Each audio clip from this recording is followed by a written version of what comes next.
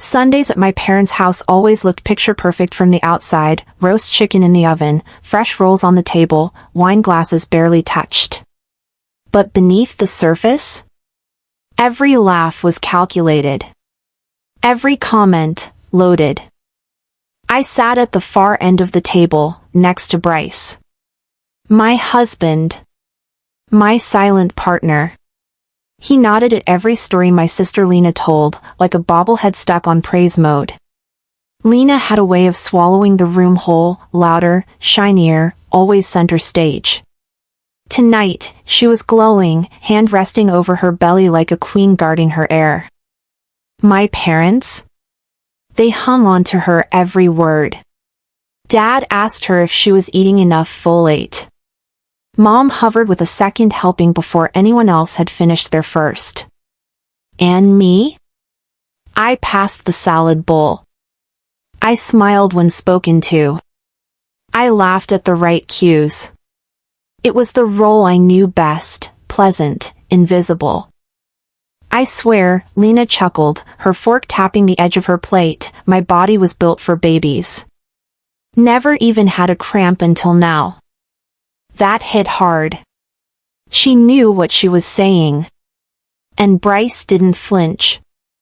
They never say it outright, but I see it in their eyes. I am the one who was built to serve. Some families don't break you. They erase you slowly. Her comment dragged a memory up from the back of my mind, the kind you bury so deep it only stings when you least expect it. I was 21, walking away from a full ride to UCLA. Lena was heading to Europe, finding herself. Our parents couldn't handle the bills and Mom's knee surgery at the same time. So I stayed. Took the night shift at the pharmacy. Drove Mom to every appointment. Paid rent. Lena sent postcards. I paid utility bills. She had a future. I became the past. And then the unthinkable.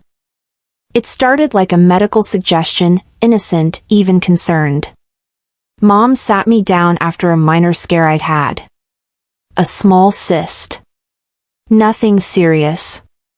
But she wore her concerned mother mask like a second skin. Said it might be safer not to have kids. Said I should consider my options. No pressure, she added, squeezing my hand just a second too tight. Weeks passed. I thought it would fade. Then Dad brought it up again. But this time, it wasn't about my health. It was about Lena. She can't carry, he said flatly, like he was reading a news headline. Her uterus is compromised. But your eggs are viable. If you weren't planning on having children anyway. I remember blinking. Not speaking. Trying to understand what language he was speaking. They framed it as love. Sacrifice. The family legacy must continue. You're so strong, honey. Lena needs this. And Bryce? He was just my boyfriend back then. But he was there. Silent. Watching me with that same unreadable face he wears now when Lena speaks. I signed the paperwork at a small clinic downtown. It was white. Too white. I remember the buzzing light above me. The cold vinyl chair. Mom held my hand, not to comfort me, but to keep me from walking out. I wasn't crying. I was outside myself. Like a body left on standby. I became a ghost with a pulse. Fast forward to today, Lena is glowing. She's pregnant. The baby is Bryce's. Conceived through IVF. They say the egg came from a donor. They say that a lot. And now, they want me to plan the baby shower. I wish I could say I was surprised. But I've been trained to nod, to agree, to bury my own wants beneath theirs. So I smiled. And I waited. Later that night, I opened the family group chat. Regretfully, I won't be attending the baby shower. Wishing you all the best. Send. The group went silent. No emojis. No thumbs up. No guilt-ridden "we understand." Just silence. An hour passed. Then my phone lit up, Mom's voice message. Her tone wasn't sad. It wasn't even angry. It was disappointed. We gave you a chance to matter, and this is what you do? The baby shower invitation kept coming back. A new card in the mailbox, then a text message with pastel confetti. After I declined, the group chat went silent for 2 days. Then came the storm. Mom called it a small misunderstanding. Dad left a voicemail, "You're making this harder than it needs to be." Lena sent a voice note that dripped with sugar. "We really want you there, Elle. This baby is about all of us. All of us." That phrase had lost its meaning long ago.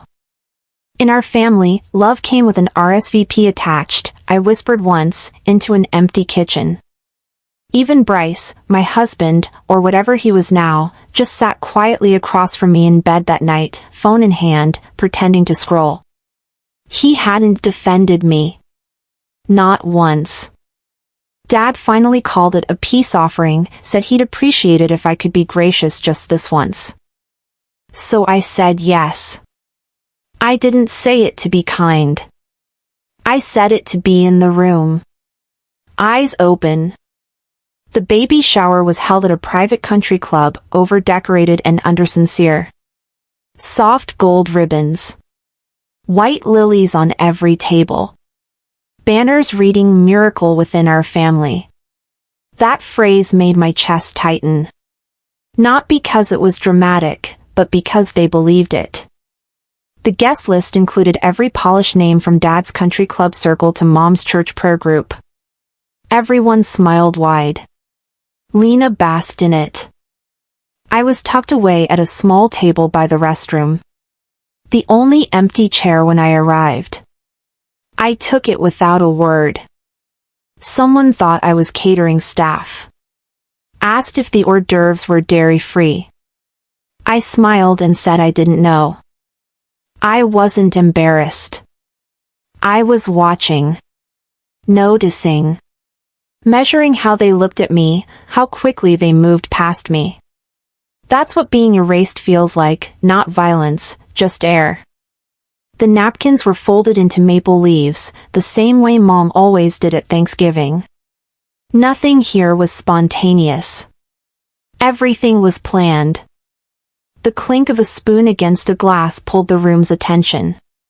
Lena stood, radiant in a fitted ivory dress, one hand on her bump, the other raised for silence.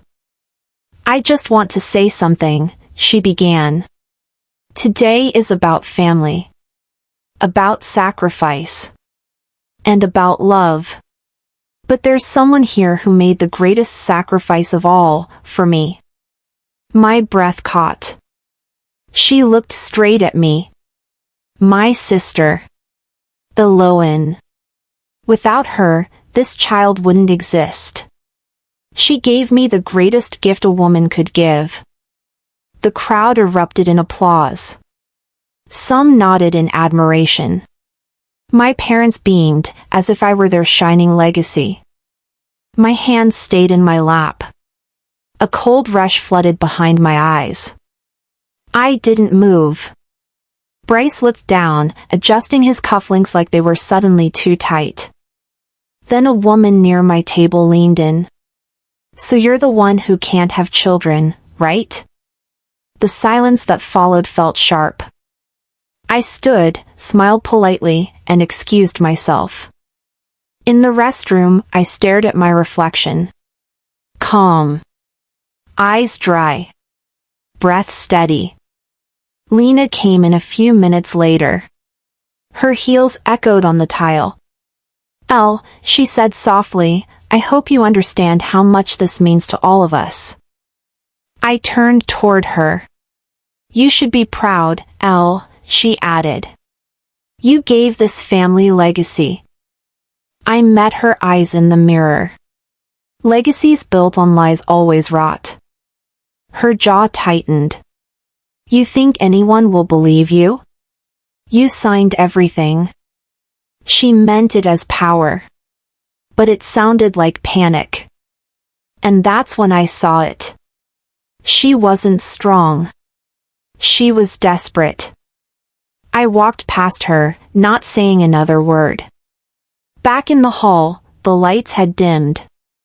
A projector was running. A slideshow of photos, Lena and Bryce at doctor's visits, ultrasound images, baby names scrawled on chalkboards. Then, an image stopped me. A scanned document, projected on the wall. My signature. Medical consent. The caption read, "A family's love," in writing. The crowd clapped again. They thought it was poetic. I didn't say a word. Didn't scream or cry. I just stood. Slowly. Walked out of that place. Mom saw me. Her eyes met mine. I saw it, just for a second, a flicker of shame. Then she turned away. That night, I sat alone on the porch. The wind was cold, but it cleared my thoughts. My phone buzzed. Unknown number. I know what they did to you.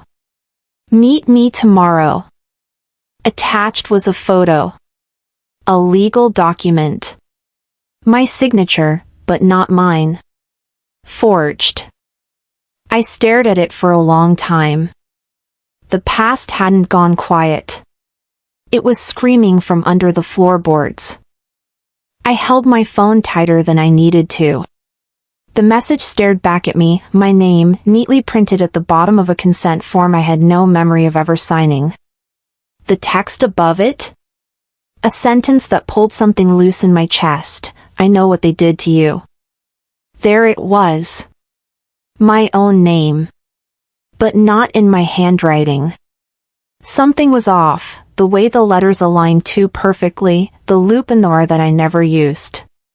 It felt like looking at a photo of myself that had been edited by someone who didn't quite know me. There's forgetting, I whispered, and then there's forced forgetting.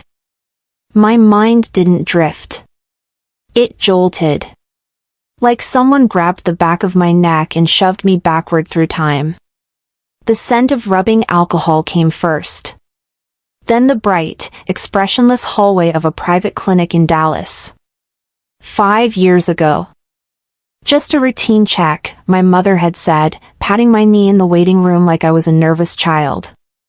Dad was there too, seated next to me but emotionally absent, thumbing through emails, playing his role. The doctor walked in, clipboard in hand. He barely looked at me. Nothing serious, he said. Just future planning. Reversible. I asked what it was. He didn't explain.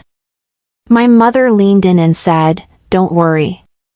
You'll understand when you're older." A nurse came in, Vesper Marwood. She looked at me longer than she should have. Her eyes weren't cold. They were cautious. Like she wanted to speak but had already been told not to. I remember the prick of the needle. Then fading lights. Then nothing. When I woke up, my throat was dry and my stomach ached deep inside. There was a bandage just above my pelvis. What did they do? I asked. Mom walked in with a bottle of water and said it was a simple laparoscopic exam. Don't stress about it. But why does it hurt? She set the bottle down and smiled, thin, polite. You'll thank us later. This opens doors for your sister. She's got the grades. The internships. No distractions. Distractions. That's what I was to her. And Bryce? He was away. Business trip, they said. Funny how he always had perfect timing when things got messy. I spent the next week in bed, healing from something I didn't understand, nursing pain no one acknowledged. Every time I asked about it, they redirected the conversation to Lena's college prospects. Back in the present, I pulled out the old manila envelope I'd tucked in a drawer years ago. My medical records. I laid them out on the kitchen table. My name was on every form. But the signature still not mine. I stared at them, my hands trembling. Then I remembered something from years ago, watching Mom help Lena with a school project. She used a light tracing pad, guiding Lena's pen slowly over a sheet of paper. A chill crept through me. I started making calls. One hospital after another. Do you have a paper record of my consent form? No, ma'am. All records are digital now. Every answer was the same. How do you prove a crime? I muttered, when everyone clapped during its execution. I stepped away from the table, but the truth followed me. I thought of all the ways I'd been taught to be quiet, to be convenient. Not because I was loved less, but because I was easier to erase. I wasn't sacrificed. I was written off. I poured a glass of water and sat back down, thinking about my childhood, the way I was always the buffer, the fixer, the one they leaned on when Lena faltered. When a family picks a favorite, I whispered, the other isn't forgotten, they're used. They didn't think I'd fight back. They didn't even think I'd remember. But I was remembering now. And I was angry. I searched online for her, Vesper Marwood. It took time, but I found her name attached to a small wellness clinic outside Austin. I sent a message, you were there. I need answers. She replied the same day, meet me at Meridian Cafe. Tomorrow. Noon. That night, sleep didn't come easy. The next day, I parked outside the cafe 15 minutes early. The air was thick, the kind of heat that made your skin stick to leather seats. I walked in and saw her instantly, same sharp eyes, but wearier. She looked up. Eloan. I sat across from her, my voice calm but tight. You know why I'm here. She reached into her bag and pulled out an envelope. I told myself I'd never look at this again. Inside was a photocopy of the original consent form. There, on a yellow sticky note, in Vesper's handwriting, this isn't your handwriting. I always knew. They paid the clinic to remove the original, she said. Said it was a family matter. Told me to forget it. Told me to keep quiet. I stared at the page. Not crying. Not panicking. Just still. Then I looked her straight in the eye. Then it's time to make it reappear. I returned to my condo with a slow inhale, the city lights painting shadows along the walls. The envelope from Vesper lay open on my coffee table, its contents heavy. Black coffee in my mug went cold. I rifled through the documents again. Property titles had been transferred, my family's home, the fleet of SUVs, the shares in the company I built. All removed from my name. Transferred to Lena's. In one morning, my house became hers. My legacy slipped through my fingers. I sat still, recognizing the truth. This wasn't just a fight over respect anymore, it was about money, power, my story. In that moment I decided the war was real. The phone rang. I recognized Dad's number but let it ring twice. When I answered, he launched right in. It's for the good of the family business, he said. His voice sounded too smooth. We needed to make sure the brand stays strong, ownership shifts make sense. I built this, I replied, quieter than I wanted. Silence. Finally, you opted out of the company. You gave up your role. You pushed me away, I said. I didn't walk away. There was a crack in his voice. A recognition. Then he hung up. I muttered, they've already set the record, now I'm the outsider. But I'm not leaving. I stood, went to my home office, flipped the desk lamp on, put documents on the table. My name was listed as founder, Lena's appeared later, after I created the brand. Bank records, my initial infusion, my sweat. Now the assets were parked under a trust controlled by Mom. Intellectual property rights, real estate, everything redirected. I stared at the maple leaf napkin from the baby shower, folded perfectly, a trophy of their design. I thought, when they transfer your assets, they transfer your story. My anger sharpened. This was bigger than betrayal. This was theft. I drafted a plan, demand letters, a secure backup of my founding files, a recording of Father's voicemail denying my role. But I couldn't act yet. I needed evidence. I contacted the lawyer who handled the trust. She listened, then said, there was a side amendment signed the same day you were in Dallas. You weren't present in person. She slid me an email chain, my signature stamped. File metadata changed. The law, my law, had failed me. The people I trusted were complicit. The quiet voice she spoke in didn't break. Most people in your position stay quiet and walk away. What you choose now will define everything. I didn't reply with words. I stared. Then I said, I'm not walking away. That night, I crept into the study where Dad, Mom, Lena and Bryce convened for dinner.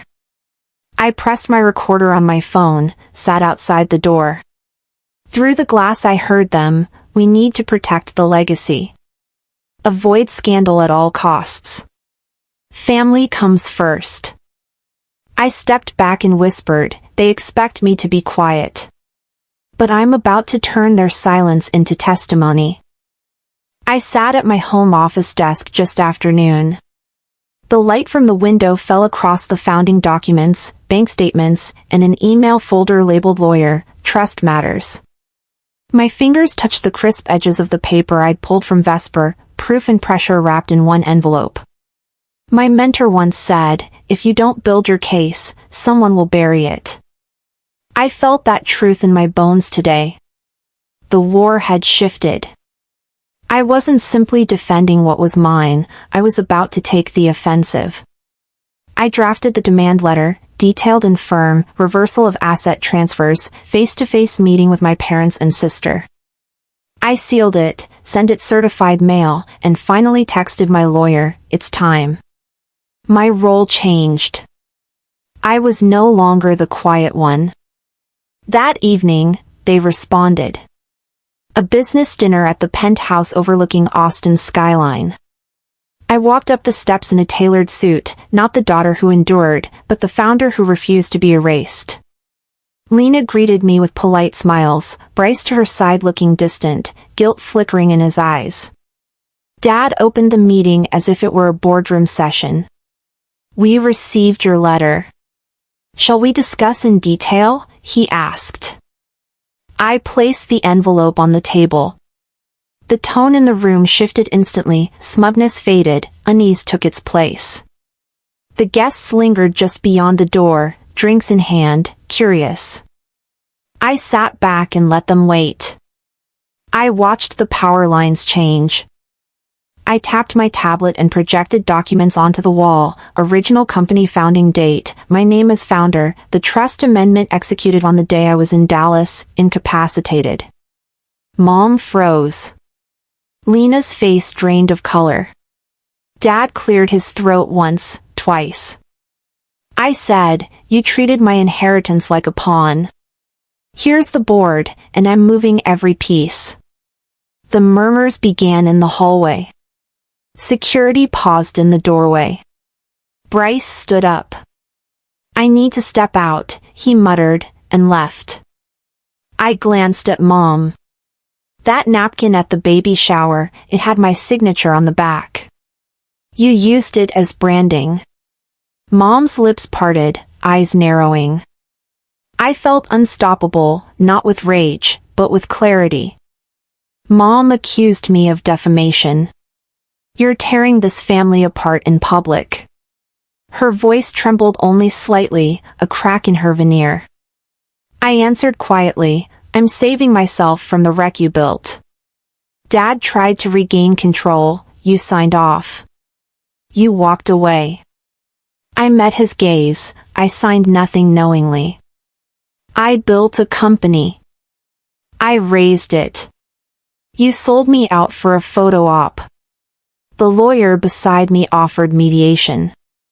I turned to her, flat and final, if necessary, we will settle in open court. The room held its breath. I did not. I walked out into the night with the letter still crisp in my pocket. The city lights reflected the battle lines drawn. My phone buzzed, anonymous, they alerted Bryce, he's filing for divorce today. I paused. I wasn't shocked. I was ready. The fight didn't end at the table. It really begins when you stand up. I woke before dawn, a mug of coffee warm in my hand. The house was silent, no hum of the city, no chatter in the kitchen, just me and the faint light creeping through the blinds. I pressed play on the video, the one the doctor recorded, his voice admitting the clinic was paid, consent forms forged, everything I had assumed vanished. That confession loomed over me like a promise. I reviewed the venue for tonight's gala, the grand ballroom downtown, the same stage where Lena once reigned. I recall the mentor's words, victory belongs to the prepared. I texted my lawyer, it's time they listened. I drew a slow breath, bracing myself. Tonight would change everything. The ballroom glowed with elegance, soft lighting, live jazz floating across the floor, and glasses of champagne clinking like distant bells. I walked in wearing a black gown that felt more armor than fabric. Lena stood near the entrance, wearing a sash that read Mother of the Year, her smile wide and practiced, Mom and Dad beaming beside her. I caught sight of the maple leaf napkin on a dessert tray, folded perfectly. I remembered being asked to sit away at the baby shower, to stay quiet while others took center stage. But tonight I walked in head high. I approached the bar, ordered water, and watched the performance of perfection. My heart kept the beat of someone ready for change. At mid-evening, the MC stepped up to the microphone, announcing a special presentation. I stood near the back, calm but sharp. The screen lit up. The video started, with the doctor's face, the words ringing, we were paid. Your signature was forged. She did not consent. The crowd gasped. Lena froze. Mom's smile disappeared. Dad's jaw tightened. I stepped forward and spoke, this wasn't a sacrifice I volunteered for. It was a debt I never signed up to pay. Phones snapped pictures. Reporters began filming. Bryce jumped to his feet, shock written all over him, Lena swallowed hard, tears forming. The guests parted like the sea giving way. Everything shifted in that moment. As the night unraveled into confusion, I received a printout from my lawyer, my company shares had been transferred back into my name. Relief washed over me, not triumph, because this wasn't over yet. I watched Mom try to regain control, attempting to steer conversations with guests, but the room had changed. I thought, they froze when they saw the truth. Now they'll remember me. The gala ended under murmurs and sideways glances. I stepped into the night, the city lights blurred around me. My phone buzzed, Mother's number. I didn't answer. Her voicemail, we need to talk. I placed the maple leaf napkin in my purse. They thought I would fade away. Instead, I changed the broadcast. I sat in my living room long after midnight, the screen still glowing with footage from the gala. The legal printouts lay scattered across the coffee table. My phone buzzed again, messages flooding in, congratulations, shocked replies, support from people I hadn't spoken to in years. Silence roared around me. The quietest room held the loudest truth. Then another alert: Gideon has filed for divorce. A PR firm statement from Marisol landed in my inbox. The fight I'd accepted was now undeniably real. I leaned back in the sofa, breathed deep, and felt relief and recognition trade places inside me. Tonight I didn't feel like a victim.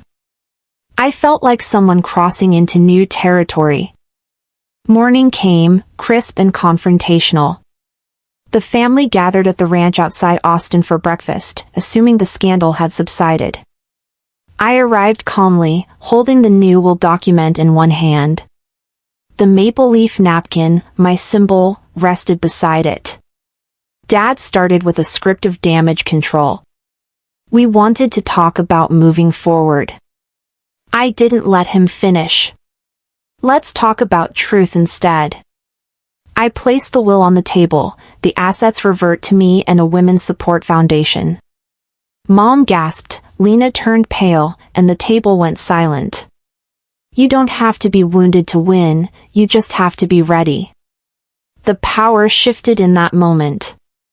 Later, I stood behind a row of microphones in a press conference room. Reporters leaned forward. Why now? One asked. I answered steadily, because the cost of staying silent was my self-worth. The media displayed the gala clip, corporate filings, the amended will. Social media ignited. Marisol and Gideon appeared side by side, no longer in control of their narrative. I felt thousands of women watching. If they didn't believe me, they'd soon believe her. Validation hit me hard and clear. The next evening I packed what mattered: my laptop, documents, the maple leaf napkin tucked in my bag. I drove away from the city lights toward a cabin by Lake Travis. In the rearview mirror, the skyline blurred, and I didn't look back. I reminded myself, you don't leave because you're broken, you leave because you remember you built it. Triumph tasted bittersweet. A release, and a renewal. Sitting on the deck, night air cool, the napkin in my hand, my phone buzzed again, a new email from Vesper: we have one more file you should see. I looked up at the stars. The showdown was over. The legacy was just beginning. I sat in my living room long after midnight, the screen still glowing with footage from the gala. The legal printouts lay scattered across the coffee table. My phone buzzed again, messages flooding in, congratulations, shocked replies, support from people I hadn't spoken to in years. Silence roared around me. The quietest room held the loudest truth. Then another alert: Gideon has filed for divorce. A PR firm statement from Marisol landed in my inbox. The fight I'd accepted was now undeniably real. I leaned back in the sofa, breathed deep, and felt relief and recognition trade places inside me. Tonight I didn't feel like a victim. I felt like someone crossing into new territory. Morning came, crisp and confrontational.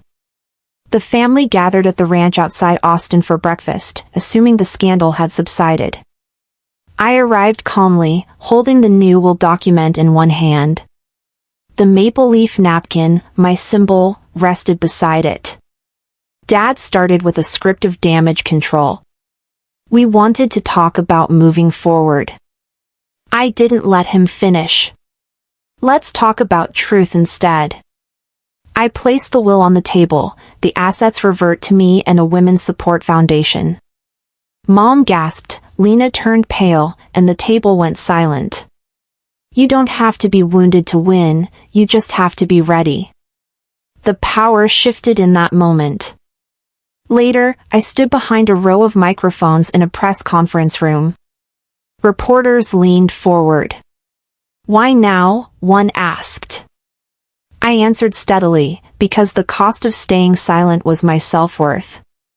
The media displayed the gala clip, corporate filings, the amended will. Social media ignited. Marisol and Gideon appeared side by side, no longer in control of their narrative. I felt thousands of women watching. If they didn't believe me, they'd soon believe her.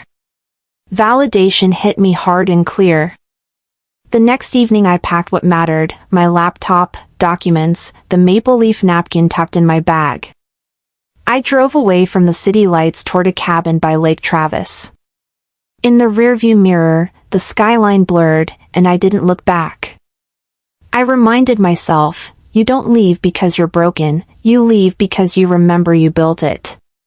Triumph tasted bittersweet. A release, and a renewal.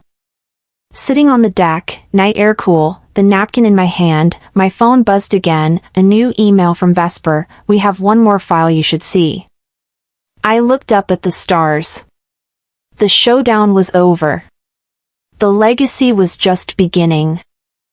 I waked to the sound of birds brushing against the cabin's cedar roof. Light breaks across the wood floor and spills into the kitchen. I brew coffee slowly, not rushing for anything. The lake out back lies still, like glass, like something untouched. That stillness used to unsettle me. Now it feels like power. A month's passed since the storm. Since the press, the files, the eyes that once looked away now watching close. My family hasn't reached out again, except for Lena's voicemail I never played. What I did hear was the quiet. And the surprising strength growing louder inside it. I spent yesterday rereading my old journals. There's a line from 2004 I underlined 3 times, you are allowed to take up space. I didn't know how deeply I'd need those words. Peace didn't come in a wave. It came in tiny pieces, quiet, steady, unapologetic. Opening my email now means opening lives. I scroll through over 1,000 messages. Most from women, some my age, some older. They start the same, you don't know me, but one came from Oregon. A woman who said her sterilization happened in the 70s, and she never told a soul until she saw my video. Another came from a retired nurse. She used to work in that clinic. She apologized for staying silent. Said she remembered my eyes the day I was wheeled in, like you knew something was being taken. I created a new folder and named it Legacy Witnesses. Not victims. Witnesses. Later that afternoon, I recorded a video and posted it. This isn't about revenge, I said. It's about restoration. A few hours later, over 100,000 views. But I didn't check the comments. I'd already read enough voices to know the message landed. Around midday, I heard tires on gravel. No one was supposed to visit. When I opened the door, Vesper stood there, windblown and unreadable. She didn't wait for an invite, just handed me a thick envelope. I didn't want to send this through email, she said. Inside, more clinic records, new ones. I sat down before reading. I knew something was coming. Lena's name. Promised inheritance for cooperation. Legal terms, contracts masked in ethics paperwork. I looked up at Vesper. She wasn't just used, I said quietly. She was bait. We sat in silence. For once, neither of us reached to define it. That evening, I walked the lake's edge. My boots scraped the gravel and left no clear prints. I didn't feel angry anymore. I felt anchored. Not by pain, but by the fact I was still here. Still walking. I started drafting what I'll call the Maple Leaf Trust. A foundation, not to fight, but to support women like the ones who'd written me. Women who lost something and never had the words for it. And Lena, I decided not to sue. Not out of mercy, but because I realized something sharper. She'd have to live with what she did long after I'd walked away. Some punishments don't need a court. I signed the last document at the cabin table. My hand steady. My name, mine again. Forgiveness isn't weakness. It's choosing to stop letting broken people hold the pen to your story. That night, I hung a photo on the cabin wall. Just me, beside the lake, smiling, no shadows. No one cropped out. Just me. As I sat back, my phone lit up. A voice memo. From Lena. I didn't play it. I just pressed pause.